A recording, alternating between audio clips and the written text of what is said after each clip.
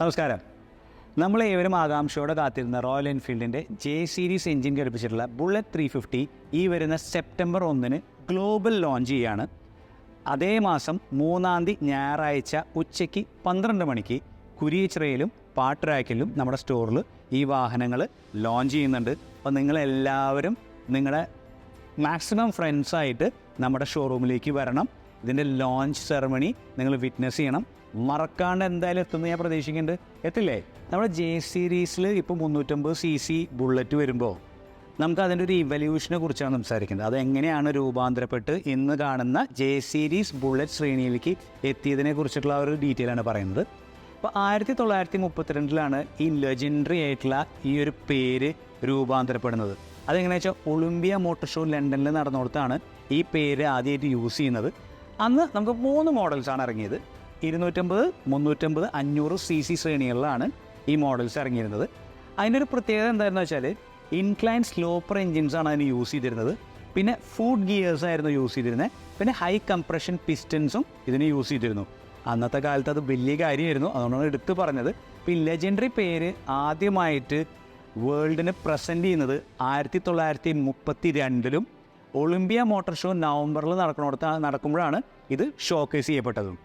1936 അവരൊരു sport version ഇറങ്ങിയിട്ടുണ്ടായിരുന്നു. അതിന് model JF എന്നാണ് പേരിട്ടിരുന്നത്. അപ്രൈറ്റ് എൻജിൻ പൊസിഷനാണ് കൊടുത്തിരുന്നത്. അതിൻ്റെ പ്രത്യേകത എന്താണെന്ന് വെച്ചാൽ 4 വാൽവ് സിലിണ്ടർ ഹെഡായിരുന്നു ആ വാഹനത്തിന് എൻജിന് കൊടുത്തിരുന്നായിരുന്നത്. പിന്നെ ഒരു ടൈലർ മെയ്ഡായിട്ട് ഇപ്പോൾ നിങ്ങൾ പറയുകയാണെന്നുണ്ടെങ്കിൽ ബ്രോൺസിലും സിലിണ്ടർ ഹെഡ് അവരൊന്ന് ചെയ്തു കൊടുത്തിരുന്നു. അപ്പോൾ 1936 മോഡൽ JF. 1948 പോസ്റ്റ് വാറിന് ശേഷം ക്ലോമോർ കപ്പ് ട്രയൽ എന്ന് പറഞ്ഞ ഒരു പരിപാടിയിൽ ആയിട്ടാണ് ആദ്യം നമുക്ക് oil damped rear suspension Royal Enfield വേൾഡിനായിട്ട് പ്രസൻറ്റ് ചെയ്തത്. ആ കൊല്ലം തന്നെ 1948 തന്നെ ഇറ്റലിയിൽ നടന്ന കണ്ടിന്യൂസ് ആയിട്ട് റൈഡ് ചെയ്യുന്ന ഒരു 6 ഡേ ട്രയലുണ്ട്. ആ ട്രയലിൽ വിജയിച്ചിരുന്ന റൈഡേഴ്സിൽ 2 ബുള്ളറ്റായിരുന്നു അവർക്ക് ഗോൾഡ് മെഡൽസാണ് കിട്ടിയത്. 1949 പിന്നെ 2 പുതിയ ഇംപ്രൂവ്ഡ് ആയിട്ടുള്ള വേർഷൻസ് റോയൽ എൻഫീൽഡ് ഇറക്കുന്നത്. അത് 350cc-യിലും 500cc-യിലാണ് വന്നിരുന്നത്. അതിന് രണ്ടിൻ്റെയും ഒരു കോമൺ ഫാക്ടർ എന്തായിരുന്നു വെച്ചാൽ രണ്ടിനും ഉപയോഗിച്ചിരുന്ന ഷാസി സെയിം ആയിരുന്നു. പിന്നെ റിയർ സ്വിംഗ് ആം സസ്പെൻഷൻ ഉണ്ടായിരുന്നു അതിന്. പിന്നെ ടെലിസ്കോപ്പിക് ഫ്രണ്ട് ഫോർക്ക്, പിന്നെ ഒരു ഗിയർ ബോക്സും ഉണ്ടായിരുന്നു അതിന്. പിന്നെ അതേ കൊല്ലം തന്നെ 1948 തന്നെയാണ് KR സുന്ദർറാം അയ്യർ എന്ന് പറഞ്ഞ വ്യക്തി മെഡ്രാസ് മോട്ടോഴ്സ് എന്ന് പറഞ്ഞ ഒരു കമ്പനി ഫോം ചെയ്തിട്ട് ബ്രിട്ടീഷ് മോട്ടോർ സൈക്കിൾസ് അതിൽ റോയൽ എൻഫീൽഡ് ഉൾപ്പെട്ടിരുന്നു. ഇന്ത്യയിലേക്ക് ഇമ്പോർട്ട് ചെയ്യാനുള്ള ഒരു ഐഡിയയും കൂടി കൊണ്ടുവന്നത്. അങ്ങനെ അത് ഫോം ചെയ്യുകയും കൂടി ചെയ്തത്. 1952 മെഡ്രാസ് മോട്ടോഴ്സിന് ഇന്ത്യൻ ആർമിയുടെ ഓർഡർ കിട്ടുന്നത് 500cc-യുടെയും 350cc-യുടെയും. 1953 റെഡിസിൽ നിന്ന് കംപ്ലീറ്റ് ബിൽറ്റ് യൂണിറ്റ് ആയിട്ടാണ് അത് ഇന്ത്യയിലേക്ക് വരുന്നത്. അന്നത്തെ ഏറ്റവും വലിയ സക്സസ്ഫുൾ ആയിട്ടുള്ളൊരു മോട്ടോർ സൈക്കിളായിരുന്നു നമ്മുടെ ഇന്ത്യൻ ആർമിക്ക് റോയൽ എൻഫീൽഡിൻ്റെ ബുള്ളറ്റ് എന്ന് പറയുന്നത്. കാരണം എന്ന് വെച്ചാൽ നല്ല റിജിഡായിട്ടുള്ള വെഹിക്കിളായിരുന്നു, ബട്ട് ഈസി ടു മെയിൻറ്റെയിൻ ആയിരുന്നു അന്നത്തെ ഒരു കാലത്തെ ആ ബാക്കിയുള്ള മോട്ടോർ സൈക്കിളിനെ വെച്ച് നോക്കുമ്പോൾ. അപ്പോൾ ഇതാണ് 1952 ഉണ്ടായ ഒരു കാര്യം. അതിനുശേഷം 1956 തിരുവട്ടിയൂർ പ്ലാന്റ് ഓപ്പൺ ചെയ്യുന്നതും റോയൽ എൻഫീൽഡിൻ്റെ വാഹനങ്ങൾ അവിടെ അസംബിൾ ചെയ്യാൻ തുടങ്ങുന്നതും. അതെങ്ങനെയാണെന്ന് വെച്ചാൽ ഫുൾ യൂണിറ്റ് അവിടെ നിന്ന് കിറ്റായിട്ട് നമ്മുടെ തിരുവട്ടിയൂർ പ്ലാനിലേക്ക് എത്തും. ആ പ്ലാനിലേക്ക് എത്തിയതിന് ശേഷം നമ്മുടെ ഇന്ത്യയിൽ വെച്ചിട്ടത് അസംബിൾ ചെയ്യും. ഒരു കൊല്ലം ഏകദേശം 163 റോയൽ എൻഫീൽഡ് ബുള്ളറ്റുകളാണ് തിരുവട്ടിയൂർ പ്ലാന്റിൽ നിന്ന് പുറത്തിറങ്ങിയിരുന്നത്. 1952 56 കാലഘട്ടത്തിലും നമ്മൾ വാഹനങ്ങൾ CKD ആയിട്ട് ഇങ്ങോട്ട് കൊണ്ടുവരുന്നു, അല്ലെങ്കിൽ CBU ആയിട്ട് ഇങ്ങോട്ട് കൊണ്ടുവന്നിരുന്നത്. CBU എന്ന് പറഞ്ഞു കഴിഞ്ഞാൽ കംപ്ലീറ്റ് ബിൽറ്റ് യൂണിറ്റ് ആയിട്ട്. 52 നമ്മുടെ ഇന്ത്യൻ ആർമിക്ക് വേണ്ടി കൊണ്ടുവന്നത് CBU ആയിട്ടാണ്. അതിനുശേഷം CKD ആയിട്ടാണ് നമ്മൾ 56 കാലഘട്ടത്തിൽ തിരുവട്ടിയൂർ പ്ലാനിലേക്ക് കൊണ്ടുവന്നത്. ആ ഒരു കാലഘട്ടം കഴിഞ്ഞ് 1977 ആയപ്പോൾ ഭാരതത്തിൽ നിന്ന് UK-യിലേക്കും യൂറോപ്പിലേക്കും ഇത് എക്സ്പോർട്ട് ചെയ്യാൻ തുടങ്ങി. അപ്പോൾ നമ്മൾ ആ സമയമായപ്പോഴേക്കും നമ്മൾ നമ്മൾ അതിനുള്ള പ്രാപ്തരായി എന്നാണ് കാണിക്കുന്നത്. 1977 നമ്മൾ എക്സ്പോർട്ട് ചെയ്യാൻ തുടങ്ങി. പിന്നെ ഇതിൻ്റെ ഒരു കൾട്ട് ലുക്കും ആ ക്ലാസിക് ഫീലും വന്നതോട് കൂടിയിട്ട് ഇത് ആ ഒരു മാർക്കറ്റിൽ വലിയൊരു സക്സസ്സായി. 1989 24 bhp ഉള്ള ഒരു 500cc ബുള്ളറ്റ് റോയൽ എൻഫീൽഡ് ഇറക്കുന്നത്. അത് മെയിൻലി എയിം ചെയ്തിരുന്നത് എക്സ്പോർട്ട് മാർക്കറ്റ്സിനായിരുന്നു. അതിൽ വന്നിരുന്ന വേറെ മോഡൽസ് എന്ന് പറയുന്നത് ഒന്ന് ക്ലാസിക് ഉണ്ടായിരുന്നു, ഡീലക്സ് ഉണ്ടായിരുന്നു, സൂപ്പർ സ്റ്റാർ ട്രിം എന്ന് പറഞ്ഞൊരു മോഡലും കൂടി അതിൽ ഇൻകോപ്പറേറ്റ് ചെയ്തിട്ടുണ്ടായിരുന്നു. ബുള്ളറ്റിലാണ് ബേസിക്കലി അത് വന്നത്, പക്ഷേ ഇതിലേക്കും കൂടി അത് ഷെയർ ചെയ്തിരുന്നു. അതിനുശേഷം 1993 world's largest manufactured diesel motor cycle വന്നത്. അതിൻ്റെ പേര് വന്നത് എൻഫീൽഡ് ബുള്ളറ്റ് എന്നായിരുന്നു. അതിലുപയോഗിച്ചിരുന്നത് 325 cc ഡീസൽ എൻജിൻസ് ആയിരുന്നു.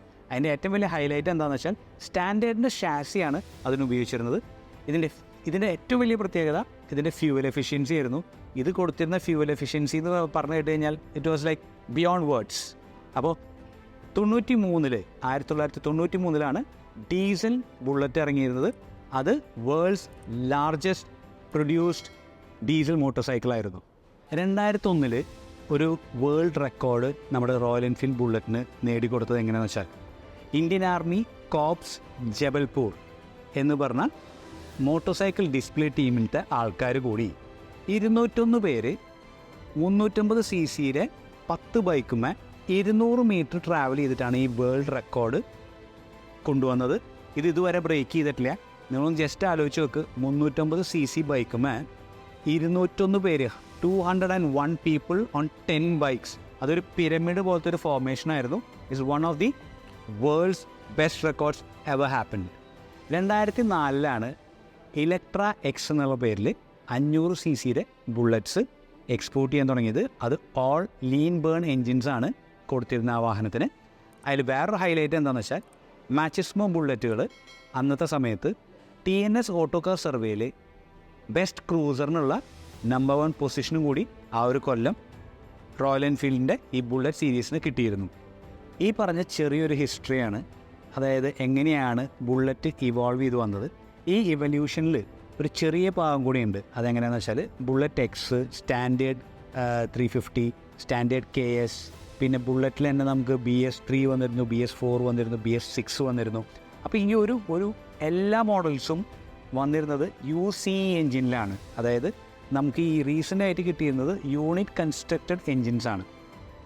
അപ്പോൾ ഞാനിത് എടുത്ത് പറയാനുള്ള കാരണം എന്താണെന്ന് വെച്ച് കഴിഞ്ഞാൽ നമ്മുടെ റോയൽ എൻഫീൽഡിൽ നമ്മളിപ്പോൾ നേരത്തെ പറഞ്ഞ പോലെ, ഈ വീഡിയോൻ്റെ തുടക്കത്തിൽ പറഞ്ഞ പോലെ J സീരീസിൽ ഇനി പുതിയ സ്റ്റാൻഡേർഡ് ബുള്ളറ്റുകൾ വരികയാണ്. അത് വളരെ സന്തോഷമുള്ള കാര്യമാണ്. അതുപോലെ തന്നെ ഇത് വരുന്നതിൻ്റെ കൂടെ തന്നെ UCE എൻജിൻസ് ഒരു ഹിസ്റ്ററി ആവാൻ പോവുകയാണ്. അതായത് ആ UCE എൻജിൻ്റെ കാലഘട്ടം കഴിയുകയാണ്. അപ്പോൾ UCE എൻജിനുള്ള ആൾക്കാർ ഇറ്റ് ഈസ് ലൈക്ക് ഒരു ഹിസ്റ്റോറിക് പീസ് ആവുകയാണ്. ഇനി പുതിയൊരു എൻജിൻ്റെ എറ നമുക്കിവിടെ സ്റ്റാർട്ട് ചെയ്യുകയാണ്. അപ്പോൾ ഇതാണ് നമ്മുടെ റോയൽ എൻഫീൽഡിൻ്റെ ബുള്ളറ്റിനെ കുറിച്ചുള്ള ചെറിയൊരു എവല്യൂഷൻ. ഇതിനുള്ള കുറേ കാര്യങ്ങൾ ഞാൻ നിങ്ങൾക്ക് പറഞ്ഞു തന്നിട്ടുണ്ട്. നിങ്ങൾക്ക് അറിയാവുന്ന കാര്യം ഉണ്ടായിരുന്നു, അറിയാത്ത കാര്യങ്ങളുണ്ടായിട്ടുണ്ടാവാം, ഇനി ഞാൻ വിട്ടുപോയിട്ടുള്ള കാര്യങ്ങളുണ്ടാവാം. നിങ്ങൾക്ക് ഈ വീഡിയോയിൽ ഏതെങ്കിലും ഭാഗത്ത് നിങ്ങൾക്ക് കാര്യങ്ങൾ മനസ്സിലാവാത്തതുണ്ടെങ്കിൽ നിങ്ങൾക്ക് ആ കോമൻറ്റ് സെക്ഷനിൽ നിങ്ങൾക്ക് ഒന്ന് മെൻഷൻ ചെയ്യാം. ഈ വീഡിയോ ഇഷ്ടപ്പെട്ട് കഴിഞ്ഞാൽ ആ കമൻറ്റ് സെക്ഷനിൽ നിങ്ങൾ എന്തെങ്കിലും ഒരു കമൻറ്റ് ചെയ്ത് കഴിഞ്ഞാൽ നമുക്കത് കാണാനും അത് വായിക്കാനും വളരെ സന്തോഷമുള്ളൊരു കാര്യമാണ്. അപ്പോൾ ഇത്ര നേരം എൻ്റെ കൂടെ സഹകരിച്ച് നിന്ന് ഈ വീഡിയോ കണ്ടതിനും നിങ്ങൾക്ക് മനസ്സിലാക്കാൻ കുറേ കാര്യങ്ങൾ സാധിച്ചെന്ന് ഞാൻ വിശ്വസിക്കുന്നു. നിങ്ങളതുപോലെ വിശ്വസിക്കുന്നുണ്ടെങ്കിൽ നിങ്ങളുടെ സുഹൃത്തുക്കൾക്ക് ഈ വീഡിയോ ഒന്ന് ഷെയർ ചെയ്ത് കൊടുക്കുക. പിന്നെ നമ്മുടെ ഈ ചാനലൊന്ന് സബ്സ്ക്രൈബ് ചെയ്യുക, ലൈക്ക് ചെയ്യുക. പിന്നെ നമ്മുടെ കുഞ്ഞ് നോട്ടിഫിക്കേഷൻ ബട്ടണില്ലേ അതൊന്ന് പതുക്കെ അമർത്തി കഴിഞ്ഞ് കഴിഞ്ഞാൽ അടുത്ത് വരുന്ന വീഡിയോസ് ഏറ്റവും ആദ്യം നിങ്ങൾക്ക് കാണാൻ പറ്റും. അപ്പോൾ കുറേ പുതിയ റോയൽ എൻഫീൽഡ് സംബന്ധമായിട്ടുള്ള വീഡിയോകൾ ഇവിടെ വരുന്നുണ്ട്. എൻ്റെ പേര് ഫ്രാൻസിസ് എന്നാണ്. റോയൽ എൻഫീൽഡ് ടാക്സ് ബൈക്സിൻ്റെ DP ആണ്. അടുത്തൊരു വീഡിയോ കാണുന്നവരെ stay safe, ride safe and good bye.